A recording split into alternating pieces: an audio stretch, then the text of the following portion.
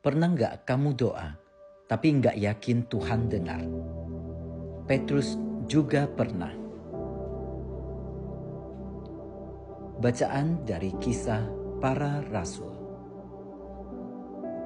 Waktu terjadi penganiayaan terhadap jemaat, Raja Herodes mulai bertindak dengan keras terhadap beberapa orang dari jemaat. Ia menyuruh membunuh Yakobus, saudara Yohanes, dengan pedang. Ketika ia melihat bahwa hal itu menyenangkan hati orang Yahudi, ia melanjutkan perbuatannya itu dan menyuruh menahan Petrus. Waktu itu hari raya roti tidak beragi. Setelah Petrus ditangkap, Herodes menyuruh memenjarakannya di bawah penjagaan 4 regu, masing-masing terdiri dari 4 prajurit. Maksudnya ialah supaya sehabis Paskah ia menghadapkannya ke depan orang banyak. Demikianlah Petrus ditahan di dalam penjara, tetapi jemaat dengan tekun mendoakannya kepada Allah. Pada malam sebelum Herodes menghadapkannya kepada orang banyak, Petrus tidur di antara 2 orang prajurit, terbelenggu dengan 2 rantai. Selain itu, prajurit-prajurit pengawal sedang berkawal di muka pintu. Tiba-tiba berdirilah seorang malaikat Tuhan dekat Petrus, dan cahaya bersinar dalam ruang itu. Malaikat itu menepuk Petrus untuk membangunkannya.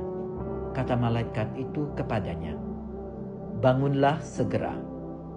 Maka gugurlah rantai itu dari tangan Petrus. Lalu kata malaikat itu kepadanya, "Ikatlah pinggangmu dan kenakanlah sepatumu." Petrus pun berbuat demikian.